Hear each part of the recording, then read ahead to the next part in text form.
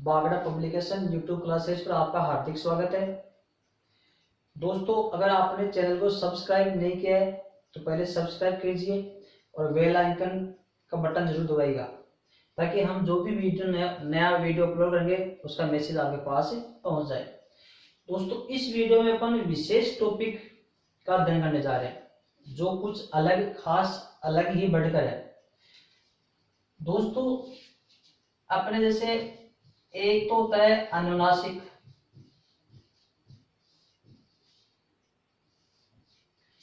एक होता है निर्नुनासिक। अनुनासिक निर्नुनासिक इन दोनों में अंतर देखेंगे अपन। निर्नुनासिक या इसको अपन कह सकते हैं अनुनासिक। अनुनासिक इसको निर्नुनासिक भी कह सकते हैं और अनुनासिक भी कह सकते हैं। एक है अपना अनुस्वार, फिर है अपना विसर्ग।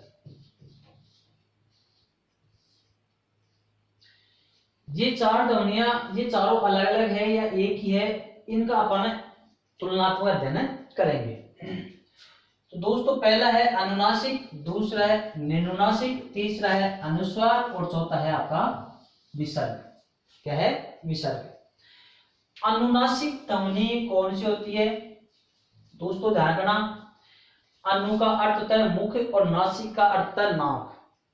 अनु का अर्थ होता है मुख और नासिक का अर्थ है नाक। वे स्वर ध्वनियां जो मुख और नाक दोनों से बोली जाती है, दोनों से जिनका उच्चारण किया जाता है, वो अनुनासिक ध्वनियां कहलाती है।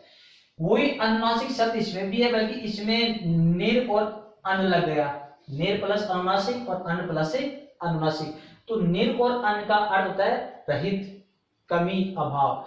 तो इसमें नाक की कमी हो जाएगी, तो केवल जिनका उच्चारण मुख से किया जाता है वो होते हैं आपके निर्नुनासिक या अनुनासिक। जिनका उच्चारण मुख और नाक दोनों से किया जाता है वो अनुनासिक ध्वनि कहलाएगी। जिनका उच्चारण मुख से किया जाता है वो होते हैं आपके निर्नुनासिक। अब दोस्तों, जैसे अनुनासिक और निर्नुनासिक दोनों में अंतर ये रहेगा, अपने ये जो स्वर है ए, आ, ई, उ, री, ए, आई, ओ, औ। ये 11 स्वर है। क्या है दोस्तों? 11 स्वर है। अगर इनका ऐसे सामान्य स्वरों का प्रयोग किया जाता है तब तो वो ध्वनियां कहलाएगी आपकी निर्नुनासिक। और इन्हीं स्वरों के ऊपर अपन चंद्र बिंदु का प्रयोग कर देते हैं। चंद्र बिंदु का प्रयोग कर देने पर ये ध्वनियां आपकी अनुनासिक ध्वनियां हो जाती है। आई, ओ, औ। अब दोस्तों ध्यान देना, ये जो स्वर है, सिंपल स्वर 11, ये तो कहलाते हैं आपके निर्नुनासिक। और ये जो 10 स्वर है वो कहलाएंगे आपके अनुनासिक। इनमें से री हट जाता है क्योंकि री के ऊपर चंद्र बिंदु का प्रयोग नहीं किया जाता है। तो दोस्तों प्रश्न ये बनता है कि चंद्र बिंदु का प्रयोग किया जाता है अनुनासिक, बी ऑप्शन है निर्नुनासिक। तो चंद्र बिंदु का प्रयोग आपका अनुनासिक में ही किया जाता है। किसका प्रयोग होता है? अनुनासिक में। और निर्नुनासिक में चंद्र बिंदु का प्रयोग नहीं किया जाता है। अब अनुनासिक और निर्नुनासिक दोनों के उदाहरण इस प्रकार से हैं, जैसे यह है आपके अनार, आम, चावल, पूसा,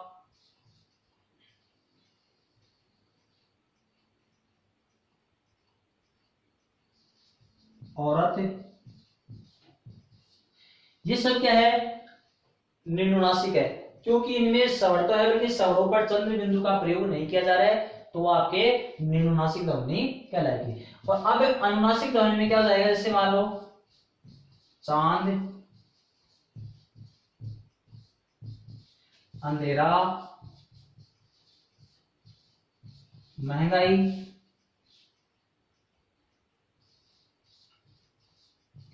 ईंट, ऐंठना, बच्चों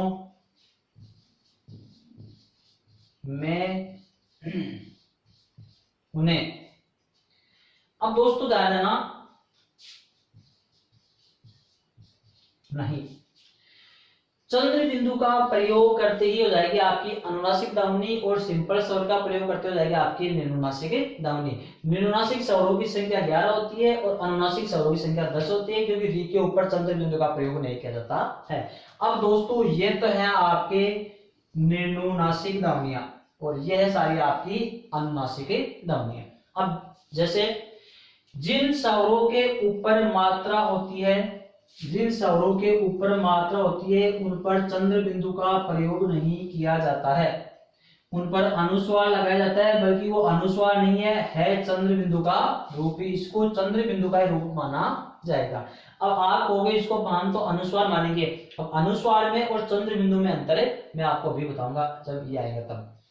क्योंकि इन 4 स्वरों के ऊपर मात्रा होती है तो उन पर चंद्र बिंदु का प्रयोग नहीं होता है, अनुस्वार का प्रयोग होगा, बल्कि इनको माना क्या जाएगा, चंद्र बिंदु माना जाएगा, अनुस्वार इनको अपन नहीं मान सकते हैं। अब चांद पर है, सही है, महंगाई। अब दोस्तों ये भी ध्यान रखना, चंद्र बिंदु का प्रयोग शब्द के शुरू में भी हो सकता है और अंत में भी हो सकता है, शुरू में, मध्य में और अंत में हो सकता, तो ये भी आपकी अनुनासिक ध्वनि है। अब इसमें जो बड़ी की मात्रा आ गई, बड़ी आगे, तो यहाँ पर चंद्र बिंदु न होकर अनुस्वार लगाया गया है। अब ये अनुस्वार नहीं है, ये चंद्र बिंदु ही है। जैसे ये चंद्र बिंदु है, ये चंद्र बिंदु, ये चंद्र बिंदु, ये चंद्र बिंदु और ये भी चंद्र बिंदु का रूप है। अब आप कहोगे हम तो इसको अनुस्वार मानेंगे, अनुस्वार तभी माना जाएगा जब वो पंचमाक्षर में बदले। ये अनुस्वार कब मानते हैं इसको अपन, दोस्तों ध्यान देना, ये और ये दोनों सेम है। अब आप कहोगे हम तो दोनों को अनुस्वार मानेंगे, चंद्र बिंदु इसको नहीं मान सकते, तो चंद्र बिंदु का रूप कभी भी परिवर्तित नहीं होता है, चंद्र बिंदु का रूप कभी भी परिवर्तित नहीं होता है और अनुस्वार का रूप हमेशा परिवर्तित हो जाता है। तो इसका रूप बनाओगे तो नहीं बनेगा, इसका अगर आप इसको पंचमाक्षर में बदलना चाहे, क्योंकि अनुस्वार बनता किसका है, पंचमाक्षर का, अगर इसका पंचमाक्षर बनाना चाहो तो ये शब्द ही गलत हो जाएगा, ये ई ये शब्द गलत हो गया। अब इसको आप पंचमाक्षर में बदलना चाहो तो ये बदल गया आपका अंत, अंत शब्द ये भी सी है, अंत शब्द ये भी सी है, इसका मतलब है ये अनुस्वार है और ये आपका अनुनासिक है, ये अनुस्वार है और ये चंद्र बिंदु है, क्योंकि चंद्र बिंदु का रूप कभी भी परिवर्तित नहीं होता है और अनुस्वार का रूप परिवर्तित हो जाता है। दोस्तों अनुनासिक ध्वनियां 10 होती है और निम्नासिक ध्वनियां होती है आपकी 11। चंद्र बिंदु का प्रयोग करते हैं अनुनासिक और सिंपल स्वर का प्रयोग करते हैं आपके निम्नासिक। निम्नासिक को अपन अनुनासिक भी कह सकते हैं और जिनके ऊपर मात्रा होती है उन पर चंद्र बिंदु का प्रयोग नहीं कर सकते हैं। अब है आपका अनुस्वार, क्या है दोस्तों, अनुस्वार। अनुस्वार से पहले अपन लेते हैं विसर्ग। विसर्ग तो सिंपल सी बात है कि विसर्ग का प्रयोग करते हैं अपन, जैसे मान लो आता है दुख, मन है कामना, मन है कामना, तो इसका तो रूप ही अलग है, ये शब्द के मध्य भी हो सकता है या शब्द के अंत भी हो सकता है और जिसका उच्चारण होता है की तरह, तो विसर्ग तो इनमें मिल नहीं सकता, ये हो गया विसर्ग। अब है आपका अनुस्वार, अब है आपका अनुस्वार। निम्नासिक भी कोई दिक्कत नहीं है कि निम्नासिक में भी ना तो अनुस्वार का प्रयोग होता है ना चंद्र बिंदु का प्रयोग होता है, किसी का प्रयोग नहीं होता है। दिक्कत आती है आपके अनुनासिक और अनुस्वार में, अनुनासिक और अनुस्वार में। तो ध्यान देना, इन दोनों में अंतर बता रहा हूं मैं, अनुनासिक और अनुस्वार में क्या अंतर होता है। अनुनासिक हमेशा स्वर होते हैं, अनुनासिक क्या होते हैं, स्वर होते हैं और अनुस्वार क्या होते हैं, व्यंजन। अनुनासिक स्वर होता है और अनुस्वार आपका व्यंजन होता है, पहला अंतर तो आपका ये। अनुनासिक हमेशा स्वर होता है और अनुस्वार हमेशा व्यंजन होता है। अनुनासिक का प्रतीक ऐसे चंद्र बिंदु के रूप में होता है और अनुस्वार का प्रतीक हमेशा ऐसे होता है, बिंदी के रूप में होता है। अगर एस इसको पूछे कि क्या है अनुनासिक, जैसे ये दे दिया प्रश्न और A B C D option दे दिया, तो आपको इसको अनुनासिक ही बताना है और इसको क्या बताओगे आप, अनुस्वार। इसको अपन निनुनासिक भी नहीं कह सकते। चंद्र बिंदु को हमेशा अनुनासिक कहा जाता है और अनुस्वार बिंदी होती है उसको हमेशा अनुस्वार कहा जाता है। अनुस्वार हमेशा व्यंजन होता है और अनुनासिक हमेशा स्वर होता है। अब दिक्कत आती है कि वो चार स्वर ऐसे हैं जिनके ऊपर मात्रा होती है, उन पर चंद्र बिंदु का प्रयोग न करके अनुस्वार का प्रयोग किया जाता है। बल्कि इसमें भी अंतर बताऊंगा कि वो अनुस्वार क्या है और चंद्र बिंदु क्या है।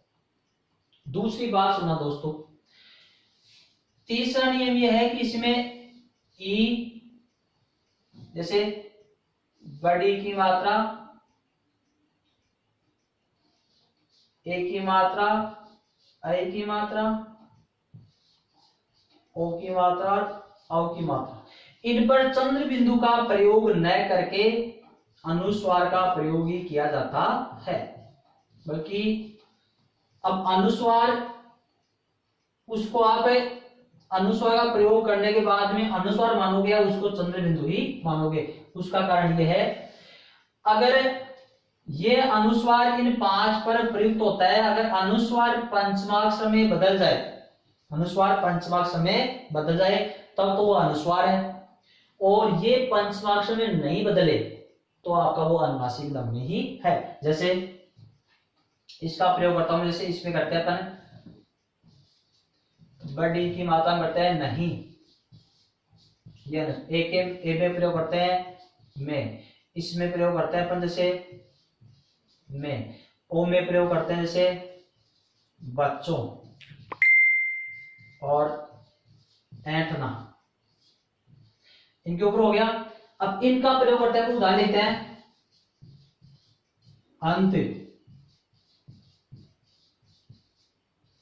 संतोष, संपूर्ण, संचार, संगठन, संगठन हो गया दोस्तों। अब ध्यान देना दोस्तों, इनमें भी अनुस्वार लग रहा है और इनमें भी अनुस्वार लग रहा है। अगर बार यहाँ पर चंद्र बिंदु होती है ऐसे तो अपन सीधा ही कहां चले जाते, अनुनासिक में जाते। चंद्र बिंदु का प्रयोग केवल ही अनुनासिक में होता है और बिंदी का प्रयोग अनुस्वार में होता है। बल्कि ये पांच मात्रा ऐसी होती है जिनमें चंद्र बिंदु न लगकर अनुस्वार लगता है। अब अनुस्वार में और चंद्र बिंदु में अंतर क्या है दोस्तों, ध्यान रखना। ये अनुस्वार आपको पता है कि हमेशा किसका बनता है, पंचमाक्षर का बनता है।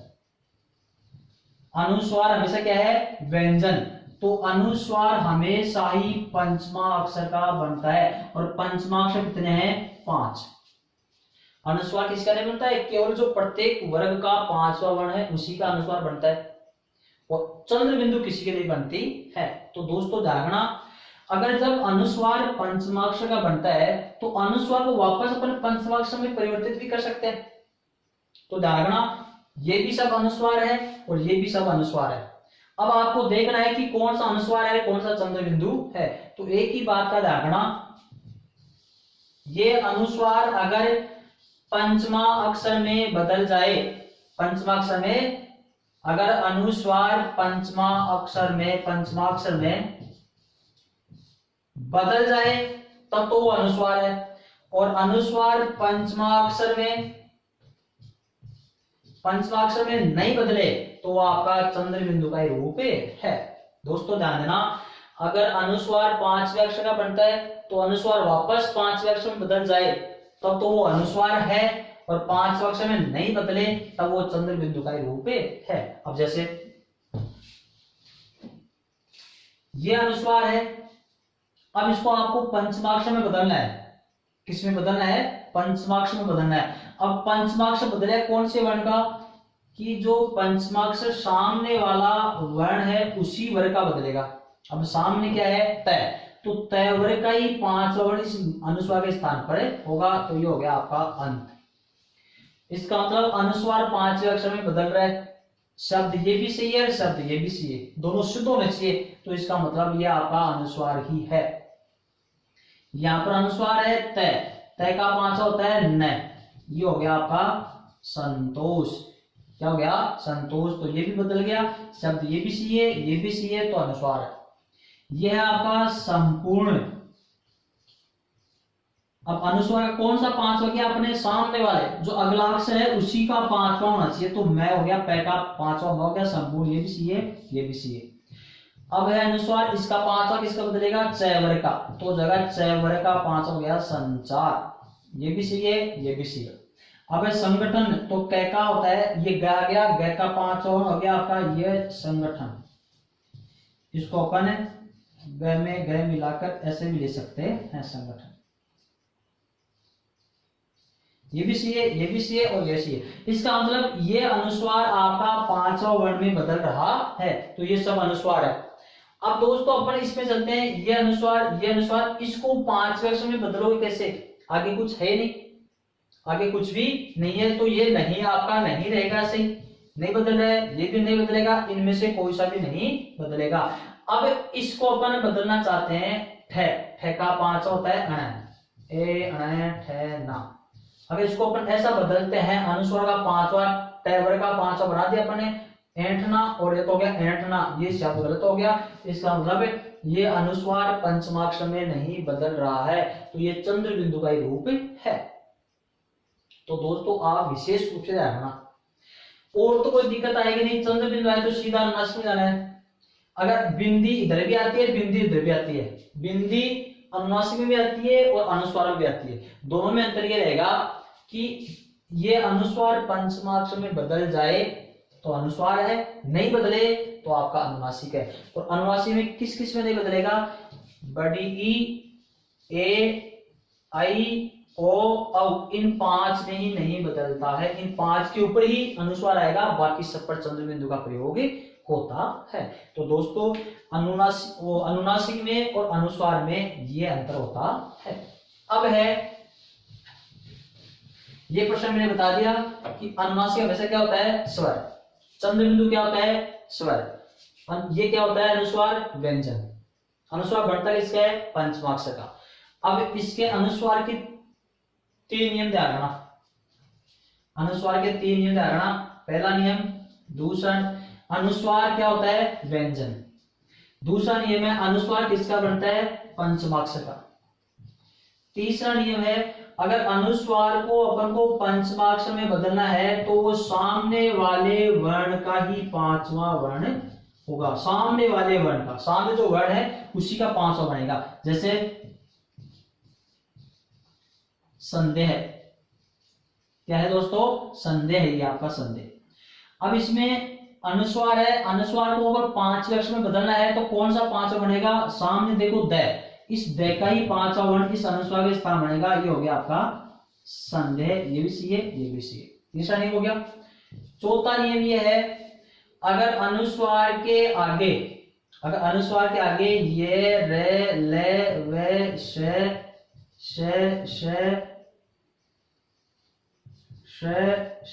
और है और क्ष, त्रे, गे और श्र, अगर अंतस्थ उसमें और संपाक्षर व्यंजन बना जाए, कब?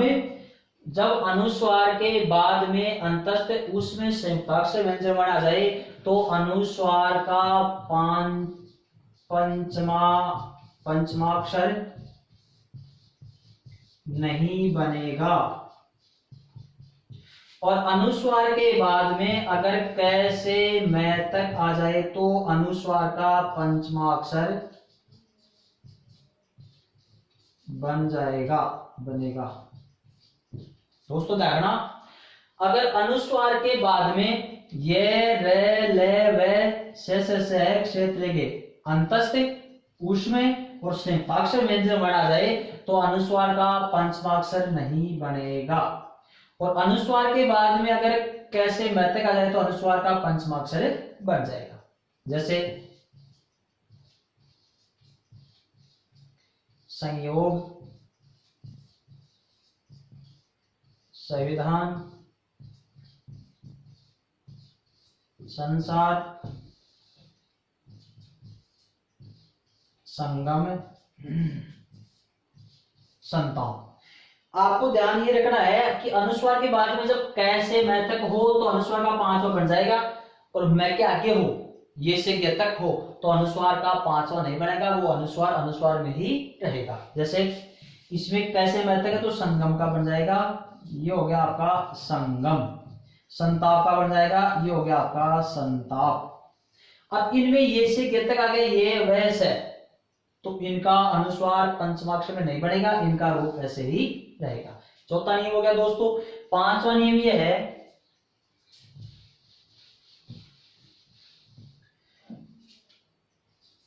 पांचवा नियम ये है, अगर किसी भी शब्द में दो पंचमाक्षर प्रयुक्त हो जाते हैं, किसी भी शब्द में दो पंचमाक्षर प्रयुक्त हो जाते हैं तो उस पंचमाक्षर का अनुस्वार कभी भी नहीं बनता है। जैसे किसी शब्द में दो पंचमाक्षर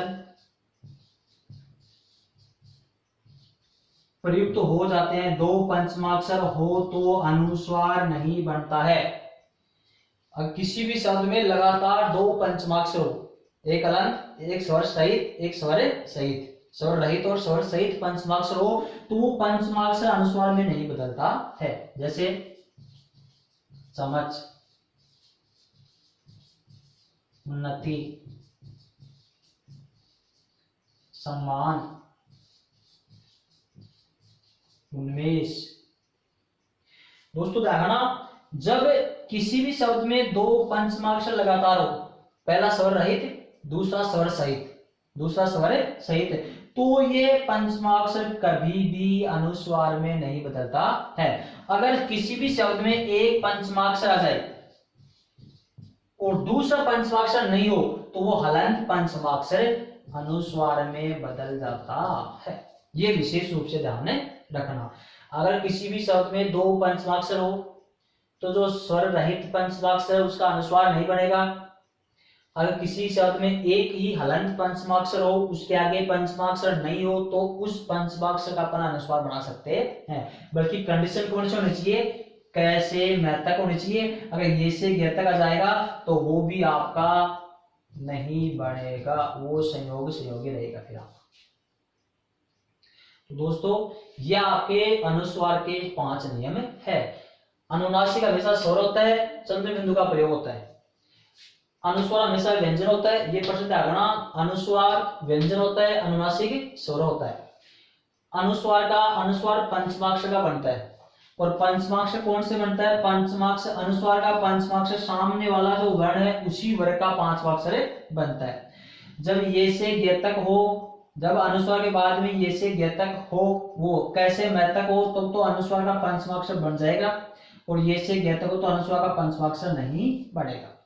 अगर किसी शब्द में दो लगातार पंचमाक्षर आ गया, एक स्वर रहित एक स्वर सहित है, तो उस स्वर रहित पंचमाक्षर का अनुस्वार नहीं बनता है। ये शब्द ऐसे के ऐसे ही रहेंगे।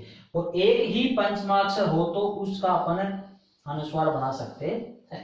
दोस्तों ये अनुनासिक, निनुनासिक, अनुस्वार और विसर्ग में अंतर है। अनुनासिक में अनुनासिक शब्दों की संख्या होती है आपकी 10, इनकी होती है 11।